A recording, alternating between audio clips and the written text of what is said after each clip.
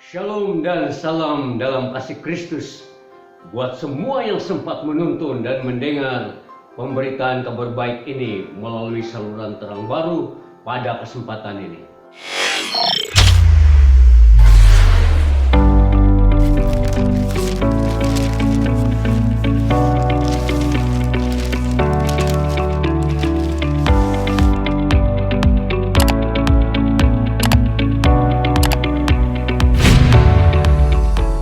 Terang baru yang saya ingin sampaikan kepada kita ialah rahasia membangun kerukunan hidup bersama. Mari kita berdoa untuk memohon agar Tuhan memberikan terang baru kepada kita pada masa kita belajar firman Tuhan. Mari kita berdoa. Bapa di surga, kami merendahkan diri di hadapan-Mu, memohon pertolongan daripada Engkau. Bantu kami untuk mengerti firman-Mu yang kami akan pelajari, menerima dan melakukan dalam kehidupan kami sehari-hari. Terima kasih Tuhan, secara khusus dalam usaha untuk membangun kerukunan di dalam kehidupan kami bersama-sama. Terpujilah Engkau ya Tuhan, di dalam nama Tuhan Yesus kami sudah berdoa. Amin. Saudara, kita akan rujuk bersama firman Tuhan dalam Mazmur nomor 133 ayat 1 sampai 3. Mari kita membacanya bersama-sama.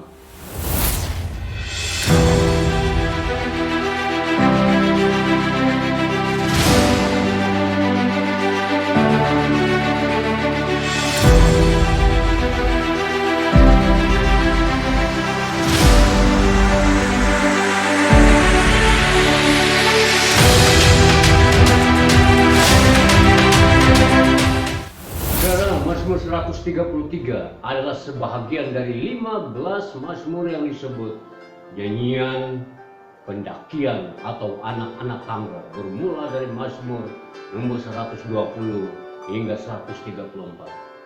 Banyak orang percaya bahwa frasa nyanyian pendakian merujuk pada Mazmur-Mazmur yang dinyanyikan oleh orang Yahudi bersama-sama ketika mereka naik ke Yerusalem sebagai peziarah untuk merayakan hari raya kudus mereka. Mazmur 133 ini juga mengungkapkan kebenaran rohani yang sama dengan Injil Yohanes bab 17 ayat 1 sampai 26, di mana Yesus berdoa agar para pengikutnya hidup bersatu dalam kasih, kekudusan dan persaudaraan. Yesus tahu bahwa Roh Kudus tidak dapat bekerja di antara mereka jikalau ada perpecahan yang disebabkan oleh dosa dan kehendak pribadi yang merusakkan kerukunan persaudaraan. Hal itu mengingatkan kepada kita bahwa kasih yang sungguh-sungguh kepada Allah dan sesama dan disertai dengan hidup suci dan hidup dalam kebenaran firman Allah akan membuat Allah memerintahkan berkat kehidupan kepada umatnya. Saudara, perhatikan kembali ayat 1. Lihatlah betapa baik dan menyenangkan hati apabila saudara-saudara seiman hidup bersama dengan bersatu padu. Ayat ini memberitahu kita satu prinsip penting untuk memupuk kehidupan bersama yang indah. Prinsip itu adalah kerukunan terpimpin, yaitu orang-orang yang seiman mesti hidup bersatu padu dalam pimpinan Tuhan untuk satu tujuan, yaitu mewujudkan kesejahteraan hidup bersama. Perhatikan ayat 2. Umpama minyak yang amat dihargai di atas kepala, mengalir turun ke janggut, janggut harum, mengalir turun di tepi jubahnya. Saudara, apabila umat Tuhan hidup rukun, ia diibaratkan satu, minyak yang mahal dan wangi yang dituangkan dari kepala Harun, mengalir ke janggutnya, kemudian mengalir lagi hingga ke tepi jubahnya. Keharuman minyak itu dapat dihidu oleh semua orang yang berada di tempat harum diurapi dengan minyak. Semua orang rasa segar dan gembira. Mereka memuji-muji Tuhan. Itulah yang terjadi apabila kerukunan menjadi kekuatan kepada sesebuah masyarakat. Semua orang hidup berbahagia. Saudara, perhatikan juga ayat 3. Embun Hermon menitik ke atas bukit Sion, karena di sanalah Tuhan memerintahkan berkat hidup selama-lamanya. Jadi yang kedua, apabila manusia hidup rukun, ia diibaratkan embun Hermon yang menitik ke atas bukit Sion. Itu memberi gambaran bahwa ada pengharapan, ada kehidupan, ada kesegaran, ada perjuangan. Oleh itu, apabila sesebuah masyarakat semada itu melibatkan keluarga, gereja, tempat pekerjaan, kampung, kota, bandaraya maupun negara itu hidup rukun, maka Allah akan memerintahkan berkat kehidupan kepada masyarakat tersebut. Saudara, bandingkan kitab Hosea bab 14 ayat 5. Embun membuat pohon-pohon berbunga dan menjulurkan akarnya. Ayat 5 itu berkata, aku akan seperti embun bagi Israel. Maka ia akan berbunga seperti bunga bakul dan akan menjulurkan akar-akarnya seperti pohon hawar. Maksudnya, kalau umat Tuhan hidup rukun, Tuhan membuat mereka menjadi berkat, berhasil dan dikagumi. Umat Tuhan juga akan menjadi kuat dan mampu menunjang kehidupan mereka hingga teguh dan mantap. Oleh itu saudara, hidup rukun adalah dambaan semua orang. Tidak ada orang suka berada di tengah-tengah kumpulan orang yang tidak ada kesatuan. Selalu ada pertengkaran, marah-marah, ataupun tidak saling mempercayai. Suami istri umpamanya, sebelum mereka disatukan menjadi suami istri, penyatuan itu didasarkan dengan satu harapan atau oleh satu harapan, yaitu hidup rukun hingga ke akhir hayat. Samada mereka hidup berdua ataupun bersama-sama dengan anak-anak. Tetapi saudara, meskipun hidup rukun merupakan dambaan semua orang, wujudnya kerukunan dalam sesebuah masyarakat tidak terjadi secara otomatis. Kerukunan itu tidak kira di peringkat mana, ia perlu diusahakan. Sikap yang paling mendasar untuk menciptakan suatu kerukunan adalah melihat kepentingan bersama lebih utama dari kepentingan pribadi, saling memahami dan menghormati antara satu dengan yang lain. Jadi maksudnya lebih mengutamakan kepentingan bersama daripada kepentingan pribadi, saling memahami dan menghormati antara satu dengan yang lain. Biasanya ada 5 sebab yang membuat manusia susah hidup rukun.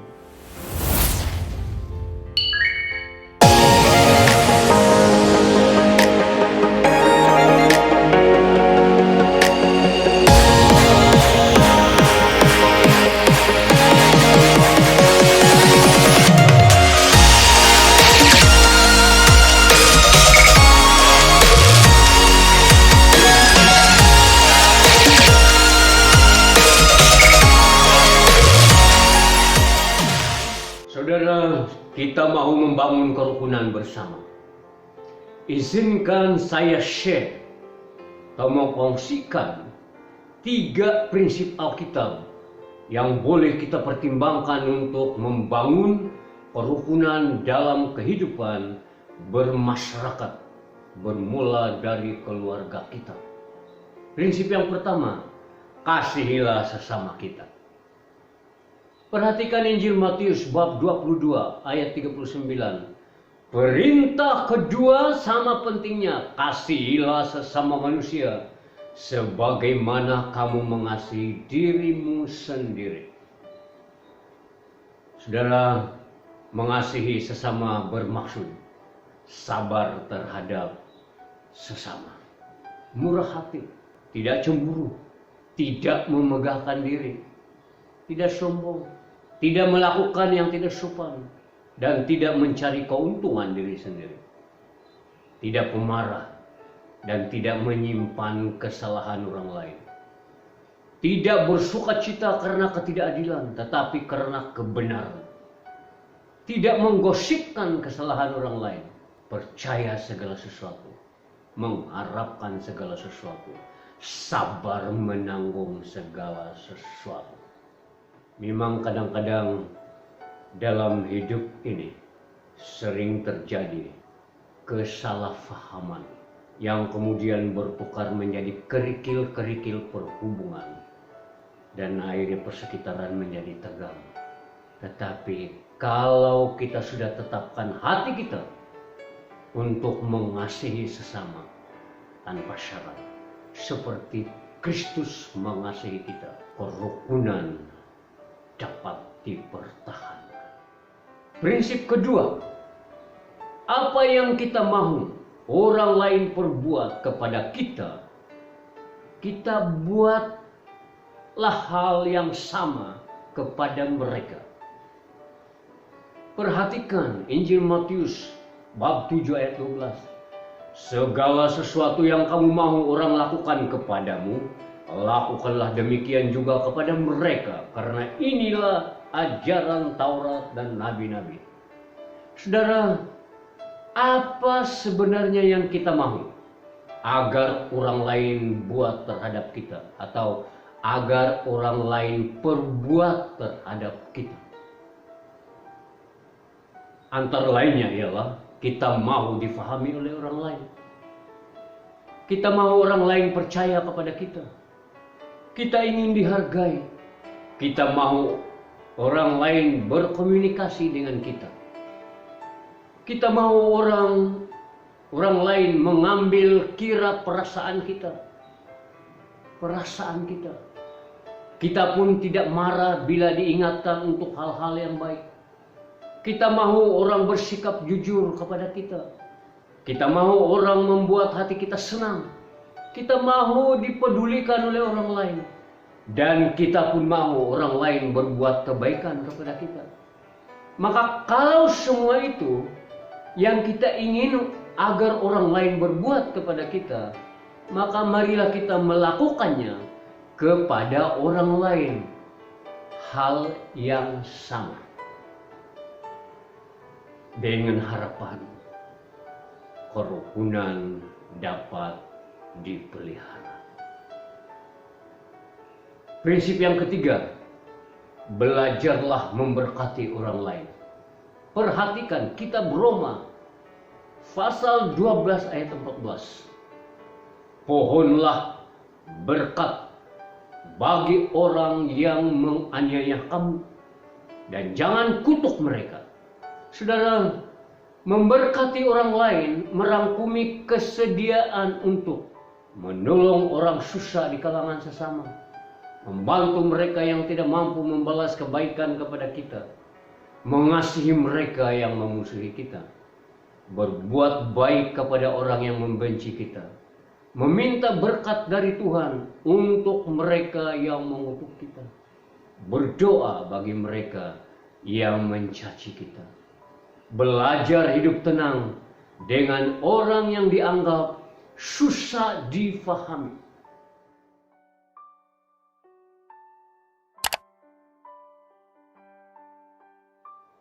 Saudara, merenung ketiga-tiga cadangan untuk mewujudkan kerukunan hidup bersama sesama insan yang disebut tadi tentu tidak semudah yang diucapkan atau dikatakan. Hal itu susah karena kita semua merasa ada hak untuk mempertahankan marwah, apalagi bila ego lebih menguasai pikiran berbanding akal sehat kita. Tetapi jika kita mau Allah memerintahkan berkat kehidupan di tengah-tengah keluarga kita, gereja kita, tempat kerja kita, kampung kita, kota kita, negara kita, bahkan di dunia ini, kita tidak ada pilihan selain berusaha hidup rukun dengan sesama manusia.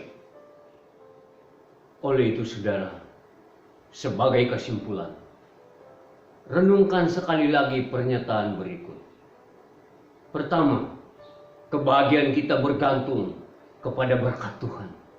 Apabila umat Tuhan hidup dengan rukun, maka Allah mengalirkan berkat-berkat dari surga di tengah-tengah kita, termasuk berkat kerukunan dan keamanan. Yang kedua, sama seperti pemazmur, Yesus pun tahu bahwa Roh Kudus tidak dapat bekerja di antara pengikutnya jikalau ada perpecahan yang disebabkan oleh dosa dan keinginan pribadi yang cenderung penting diri sendiri. Tuhan sudah menyediakan berkat yang luar biasa bagi kita semua. Kita tinggal meraihkannya. Binalah kerukunan, hubungan dengan sesama insan.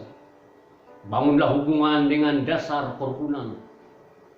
Maka kita akan melihat berkat-berkat yang sudah Tuhan sediakan untuk dicurahkan bagi kehidupan atau kepada kehidupan setiap orang yang percaya kepadanya. Apabila umat Tuhan sungguh-sungguh saling mengasihi sesama, hidup dalam kebenaran firman Tuhan, maka disitulah Tuhan memerintahkan berkat-Nya untuk selama-lamanya. Saudara, marilah kita usahakan kerukunan dalam keadaan apapun. Mari saya berdoa untuk saudara-saudara semua. Bapa di surga, kami sudah mendengar firman. Kiranya Engkau memampukan kami semua memelihara, membangun kerukunan, baik itu di keluarga kami, hubungan suami istri, hubungan ibu bapa dengan anak-anak, hubungan sesama di dalam sebuah masyarakat.